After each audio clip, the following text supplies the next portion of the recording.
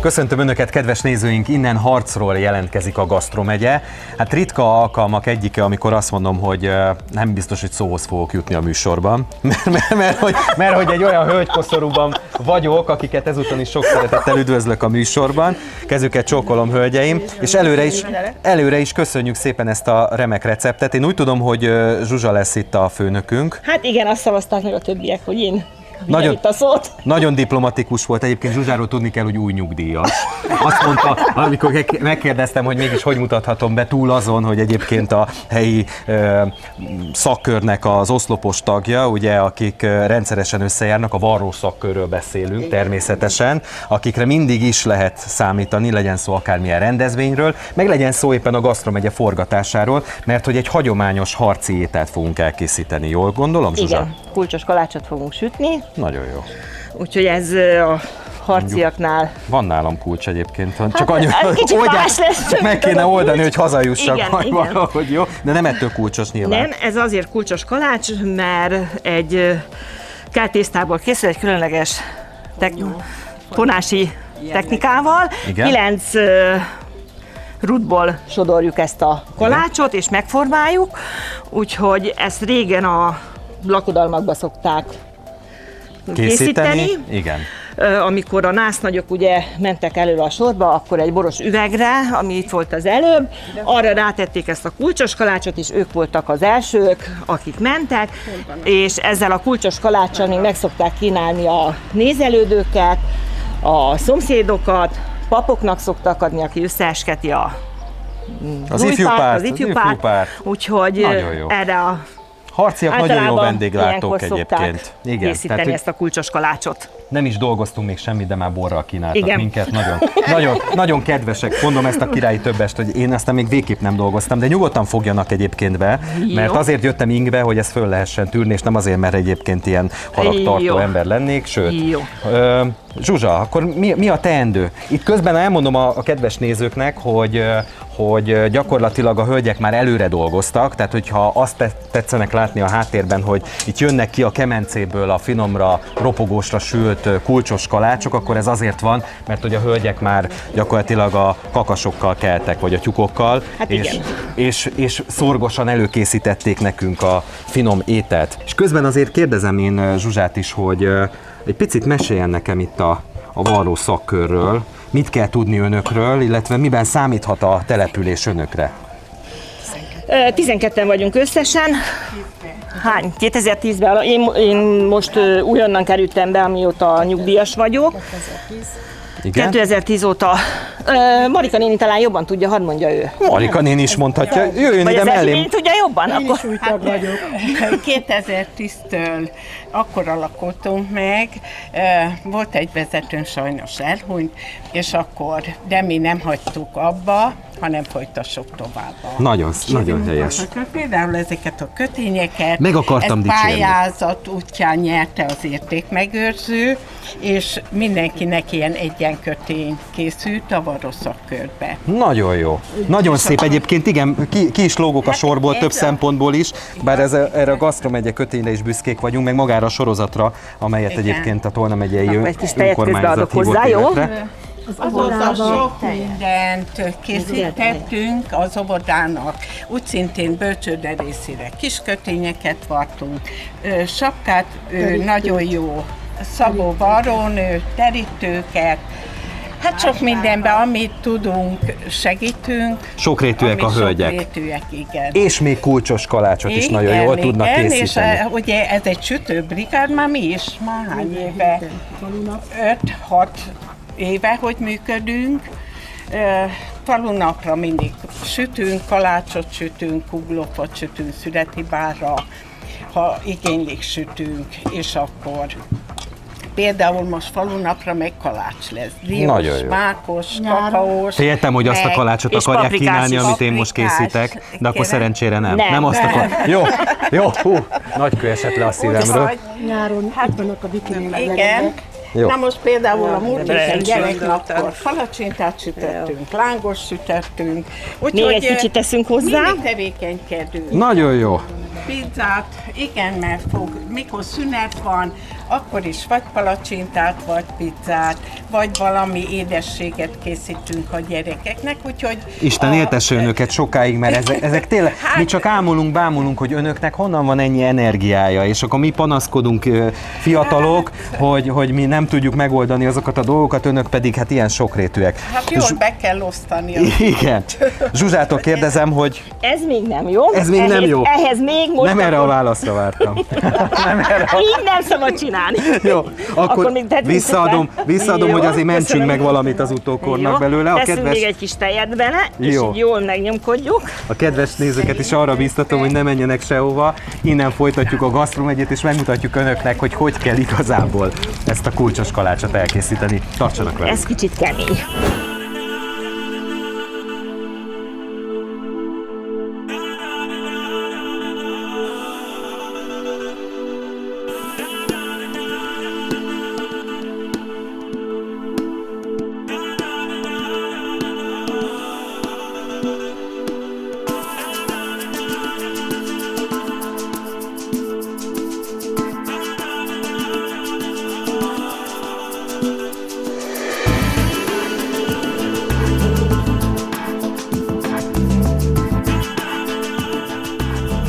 Polgármester úr, egy nagyon kellemes környezetbe köszönhetlek itt, illetve inkább te köszöntetsz itt engem ebben a gyönyörű fekvésű kis településben, Harcon.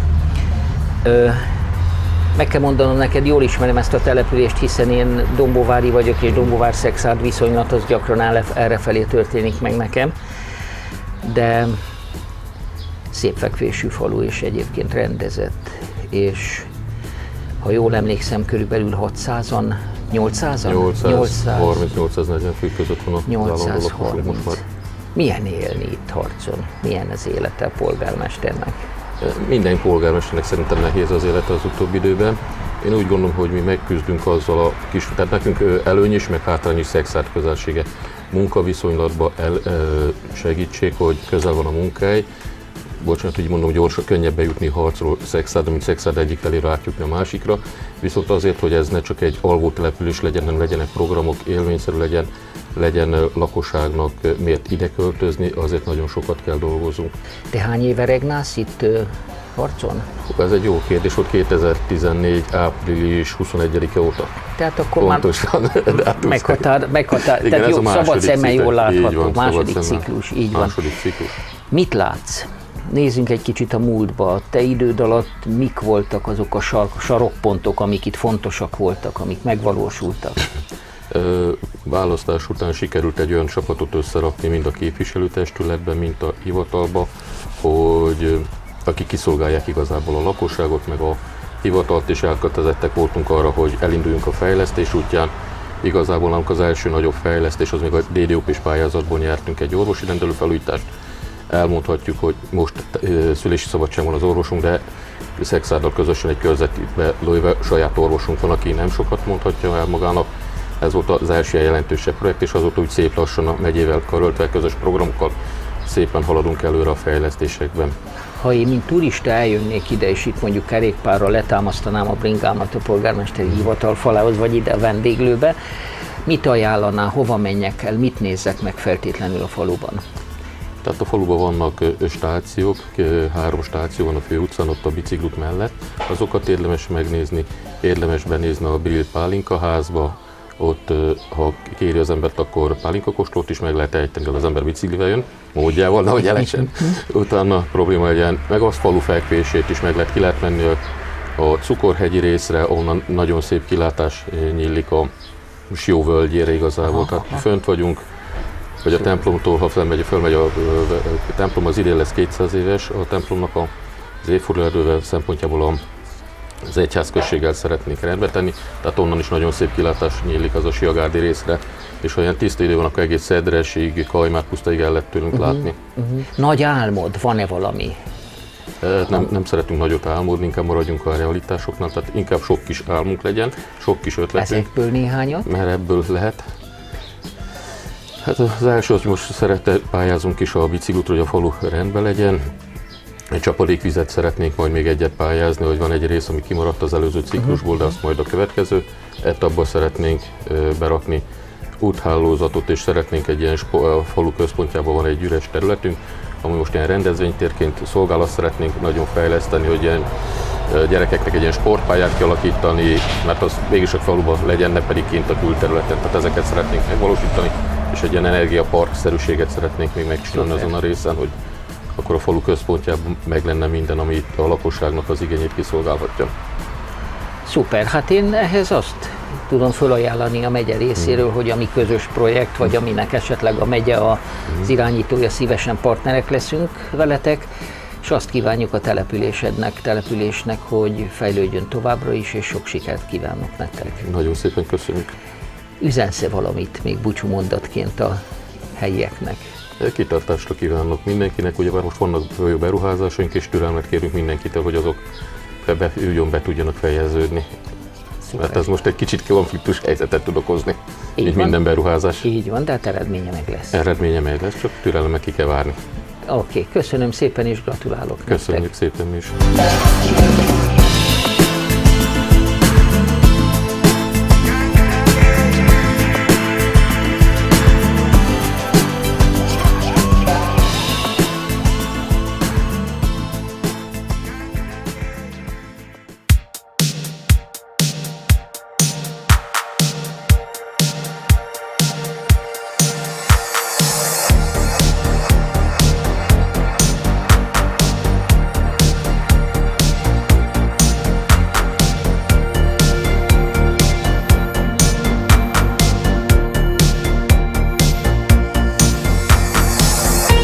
Kedves nézőink, visszatértünk Önökhöz, ugyanis szemmel látható jelei vannak annak, hogy Bözsi néni jól fűtötte a kemencét, igen. Mi pedig jól dolgoztunk. Na, bocsánat a többes számért, mert igazából én csak itt kotnyeleskedtem, de arra bátorkodom most, hogy megkérjem Zsuzsát, hogy mutassa meg nekem, hogy azért mégis egy fonási technológiát, hogy jó, ugye, hogy is készül ez a kalács. Akkor ugye elkészült a tésztánk, megkelt, ezt most elvágjuk. Igen. Felét odaadom akkor önnek. Uha. Így, és akkor el fogjuk darabolni. Nagyon jó. Jó. Ugye? Megisztezzük ugye a deszkát, ja. ezt lehet csinálni. Ja, hogy szimultán menjen? Hát persze, jó. persze. Okay. Akkor én is, meg maga is. Meglisztezzük, és akkor ilyen egyforma... Kicsit hengergessem? Igen, az lemaradt. Jó. És akkor nehéz önnel tartani a lépést. Nem tudom, én már mindjárt csinálom is, ahogy... Nem tudom, hogy a faluban mit szoktak mondani. Igen? Mondjuk meg. Odaadom a kést akkor. Jó. 4 ilyen egyforma kis csíkot, darabot vágunk. Ezt a kisebbet félretesszük, mert arra is meg szükségünk lesz később. Jó. 4 egyformát. Hát 2 már lehet, az biztos. Jó lesz úgy. Jól van. Ugyanezt mondták az érettségi matekból. Jó lesz. Jó lesz, csak szabaduljanak meg tőlem. Na, nagyon jó. Na, akkor ha ez megvan, ezt így egy kicsit félre, egyet a kezünkbe fogunk, a deszkát ugye belisztezzük, hogyha nem lisztes. Persze. Jó, és elkezdjük így szépen hengergetni. Hengergetjük, jó. Igen, ilyen szép, hosszú kis kígyófarkat csinálunk. Jó. Jó, hozzámérjük. Valamit tisztázzunk. Óradíjban vagyok, vagy teljesítményben, mert nagyon nem mindegy. A végeredmény szempont... Teljesítményben? A rostát kellene ide tenni. Épp azt akartam mondani, hogy a tepszin jobban tud dolgozni. Én bármire és is akkor... hajlandó vagyok, csak ne legyen olyan nagy lebőgés. Na jó, ha megvan így a csík, körülbelül a tepsi hossza legyen meg. Jó. És akkor azt így rátesszük. Választhattak volna kisebbet is. Hát de ekkora kell. Csak vicceltem. De ekkora muszáj, mert akkor nem lesz szép a kulcsos kalácsunk. Jó. Jó, a tepsinek így a hosszára hosszára? ráfekteti, én mondjuk a szitára. Úgy, egy kicsit elrébb, mert még egy fog menni majd, és akkor egy lukkel legyen a közepén. Úgy. Így? Nagyon jó. Kérem szépen. Akkor a következő sort is. Igen. Picit lisztezünk. Önnek is szórok. Ó, köszönöm Csak azért, szépen. hogy Jó. nincs verseny közöttünk, Nincs. És kollegaritás. olyan szép kis kígyókat csinálunk. Jó, rendben van, és Akkor, mint a tepsi, ahogy mondtam, és Igen. akkor így rátesszük, lehet lesni úgy, hogy tettem én, Jó. Jó, oké. hogy középre legyen, Kicsit olyan meghúzzuk. egyforma távolság Kaló. legyen a két szélén. Pont jó. Pont jó. Jó. Aztán lógott Mari. Ja, Nem baj, mutogassak. akkor utána a következőt is kisodorjuk. Igen.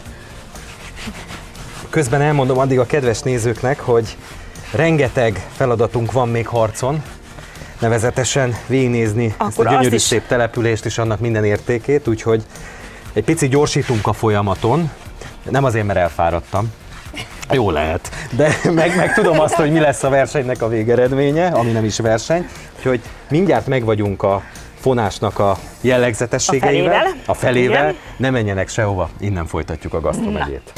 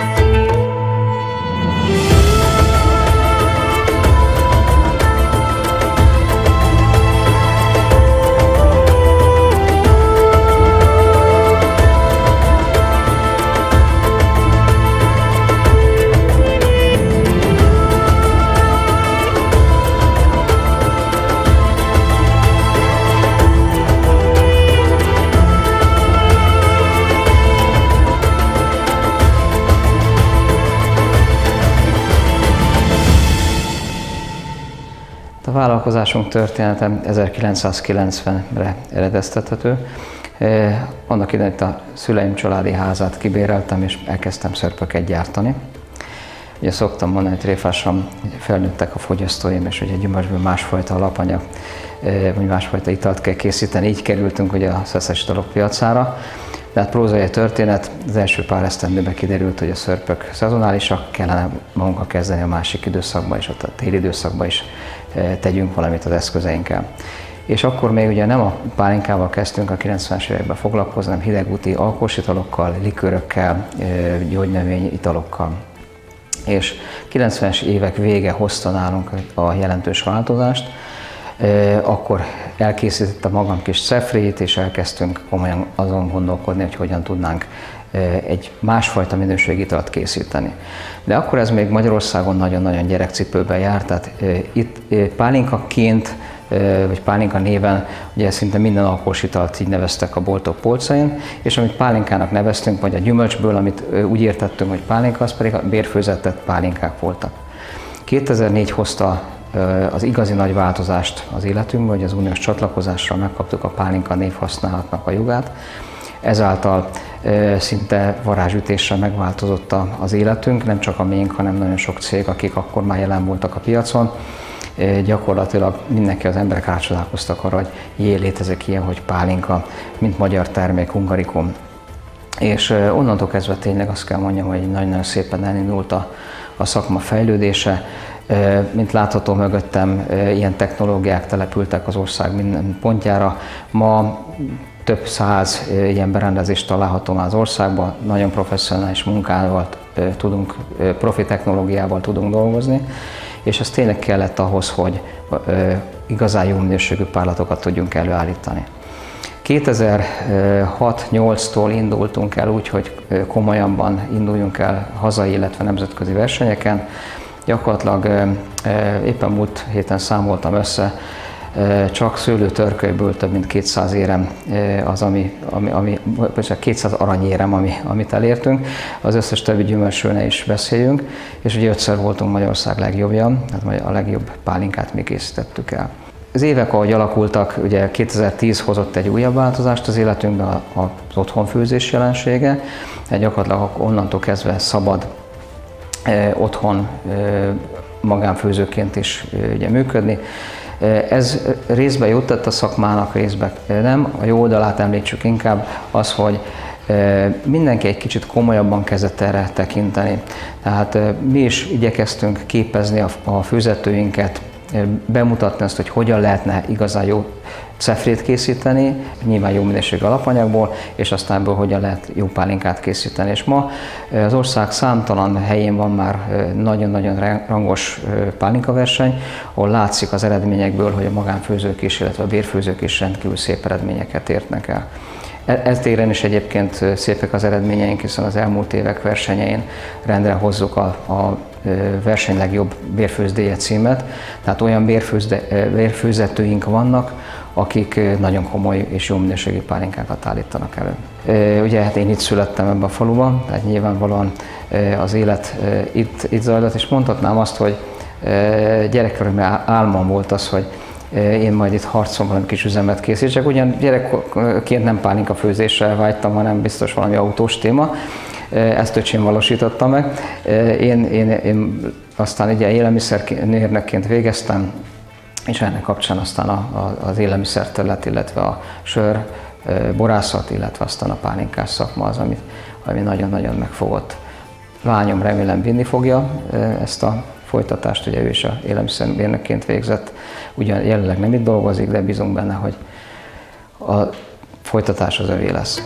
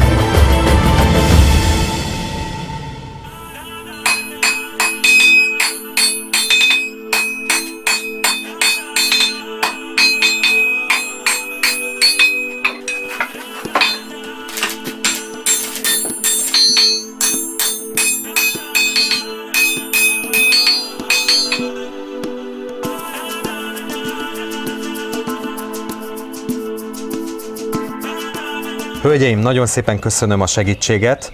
Az az igazság, hogy azért arra a prototípusra nem vagyok büszke, de Ica néni mindent megpróbált kihozni belőlem, azt is, ami nincsen. Úgyhogy ezt itt hagyom az utókornak, süssék meg, ugyanis nekünk tovább kellene állnunk, hiszen említettem, hogy még rengeteg dolgot kellene harcon megnéznünk, és hogyha nem vagyok szemtelen, ha az vagyok, akkor is pakolok, de szerintem... Csak tessék nyugodtan.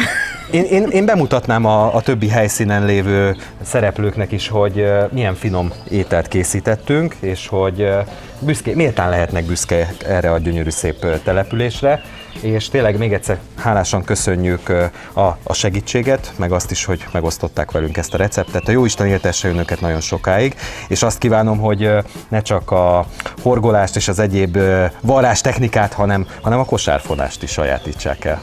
Az lesz, köszönjük szépen. Köszönjük szépen. Jó, vigyázzanak egymásra, vigyázzanak magukra, köszönjük szépen a finom elemózsiát. Köszönjük mi Kedves- is, hogy itt voltak. Ellátogattak ide hozzánk. Mindig örömmel tesszük, a Gasztromegyének többek között ez a célja, hogy Legközelebb feltérképezzük kuglófust is ütünk. ezeket az értékeket. Nagyon jó, akkor majd a vára jöjj, akkor egyszer összemérjük az erőket, jó?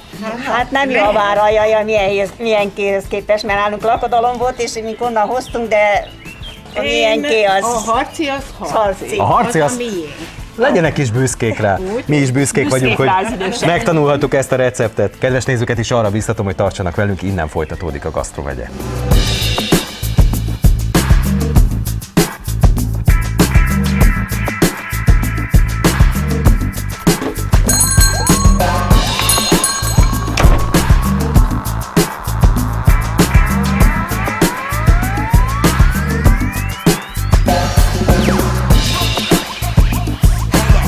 Lajos bácsi, tiszteletem! Tiszteletem. Megtaláltalak, nem volt Nagyon nehéz jó. mondjuk. Nem volt nehéz, nagyon jó.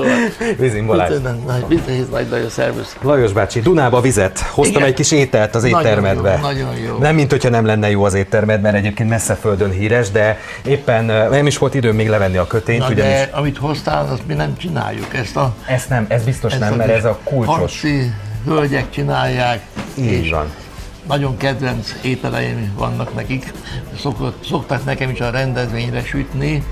Csodálatos finom, a kemencébe minden. Úgyhogy tapasztaltam már a jóságát. Mi is megkóstoltuk, nagyon Nagyon jó, jó. nagyon rendben van, és tényleg nagyon jó volt ez a recept is, amit elsajátítottunk, de ha már a recepteknél tartunk, akkor nagyon kíváncsi vagyok arra, tényleg gyönyörű ez a hely, és aki ide betér hozzád, én azt gondolom, hogy nem csak gasztronómiailag, hanem mindenféle értelemben nagy élményben lesz része, de hogy mi a vendéglátásnak a receptje? Vagy számodra mi az, ami a vendéglátást jelenti? Tehát nekem a vendéglátás, és szoktam mondani, a szórakozás. Én szórakozással csinálom a vendéglátást, amikor bemegyek a húselőkészítőbe, és csinálok egy húst, az engem gyönyörködtet. Szépen megvan csinálva, hogy szép tálalás. Mind itt is az evőeszköz, magyarság, kidomorodik minden. Igen, az látszik persze. Az ételből is minden, és én szerettem csinálni a vendéglátást már gyerekkoromban.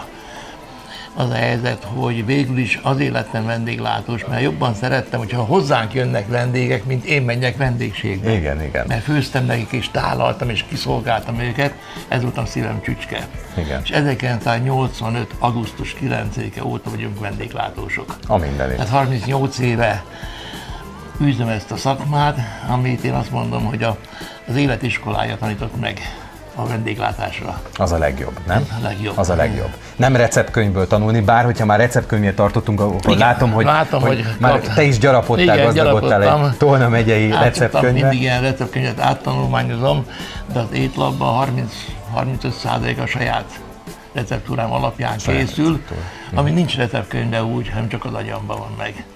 És nagyon sok vendég azért jár be, mert Alföldi Módi és régi nagymamám főztjeit csinálom, és sokat jártam Erdélybe, láttam Székelyekaput, és az egyik Székelyekapura egy csodálatos szép felirat volt. Térj be hozzánk, vándor, ha erre visz utad, ha szándékod jó, itt szeretet fogad. Ez van a bejáratnál. Ez van a bejárat, minden bejárat. Székelyekapun, Orosházán is volt Székelyekapun. Én ezt betartom, hogy tényleg, hogyha betér ide egy vándor, és szándéka jó, akkor mi szeretettel kell, hogy fogadjunk. A vendégért mindent. A vendégért mindent. Mindent. Hát mi szeretettel jöttünk hozzád, és kíváncsisággal is felvértezve, ugyanis szeretnénk megnézni, hogy készül egy általad készített étel. Mi az, amivel... Még esetleg el tudom mondani, azt most nem tudjuk elkészíteni, mert a több oroszás, a vándorleves, nagyon-nagyon sokat eladunk belőle. Egy tárkonyos ragú, egy igazság szerint erdélyi étel, csak én átmódosítottam, mert 3 fajta hús. Egy hagymaágyat csinálok, ráteszem a marhahúst, kockákat, utána, amikor már kezd már dínszelődni a sertéshúst, amikor dínszelődik mustára, megkenem, akkor fölöntöm vízzel, és akkor rárakom a zöldséget, sárgaléppa, gyökér, zeller kockákat, mikor már kezd főni, már majdnem megfúl, gomba, zöld borsót teszünk bele, és csirkemell darabokat még. Mert annak csirkének nem kell olyan sok főzés, és egy tejfölös, tárkonyos habarást kap. Nagyon jó hangzik. Citrommal, és vízbetéttel. Nagyon jó. Nagyon jó, és közkedvelt. Volt olyan, hogy lakodalomra ezt kérték. Ünnepi vacsorára a vándorra ezt kérték. Hát most mi a vándorleves nem tudjuk megvárni, mert hogy mi is vándorlunk tovább, és feltérképezzük ezt a gyönyörű szép települést, viszont a kedves nézőket arra biztatom, hogy ne menjenek sehova, nézzék meg, hogy Lajos bácsi hogy készíti az ételt, innen folytatódik a Gasztromegye. Köszönjük a vendéglátást! Én köszönöm.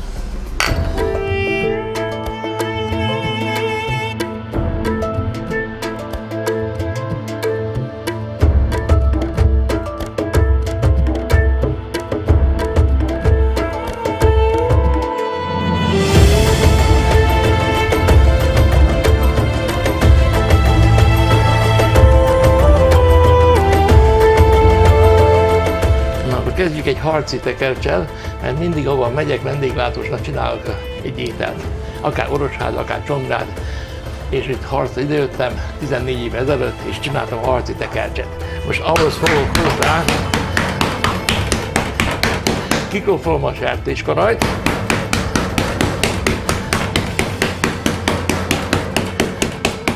mindig úgy kell ütni a klófoló, vagy pontosan, szépen, ne lyukasszuk át a karajt.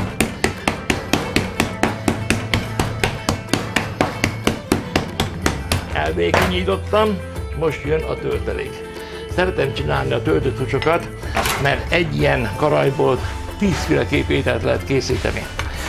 A harcit megkenem most szépen tormával, reszel torma, teszek rá túrót, tehén túrót, lila hagymát teszek rá, sonka, gépsonka, elcsíkozom, szépen a csíkokat rárakom, teszek rá piros paprikát, és teszek rá trapista sajtot, elcsíkozva.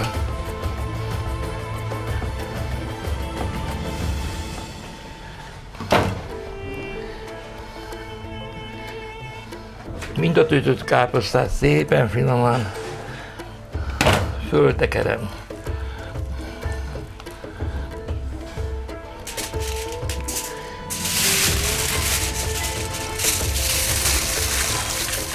Alufóliát betekerem,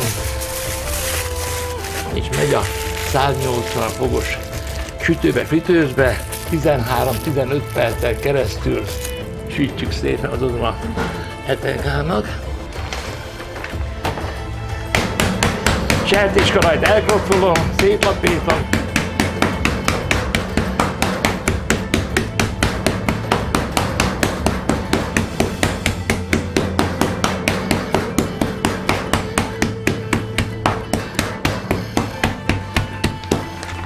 El van készítve a velő töltelék, és ez van beletéve, szépen ellaposítom. A krémszerű, és szépen betakarom, szépen így beleteszem, beborítom, és összekloffolom, hogy ne essen szét.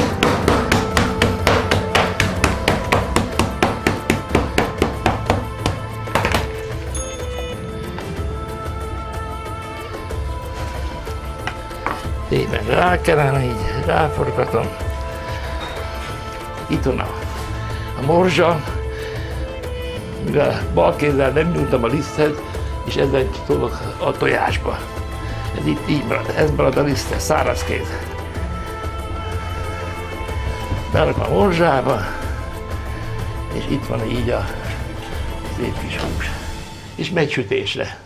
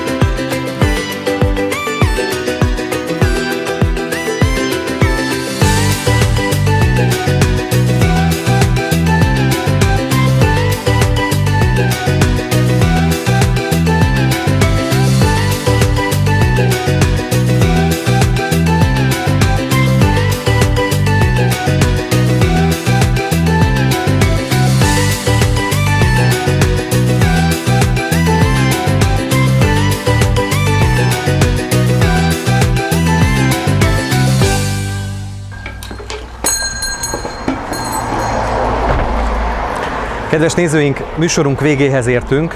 Egy nagyon tartalmas és szuper nap után vagyunk. Köszönjük szépen a vendéglátást nem csak Lajos bácsinak, hanem a Harci település vezetésének. Hálásak vagyunk azért, hogy egy picit megismerhettük ezt a gyönyörű szép települést és annak gasztronómiai értékeit. Tartsanak velünk a legközelebbi epizódnál is, amely ugyancsak azt a célt szolgálja, mint az eddigiek, nevezetesen Tolna vármegye gasztronómiai és kulturális értékeinek feltérképezését. A Tolna vármegyei önkormányzat megbízásából és a SIO projekt részeként láthatták ezt az epizódot is. Tartsanak velünk legközelebb, köszönöm kitüntető figyelmüket, minden jót, viszontlátásra!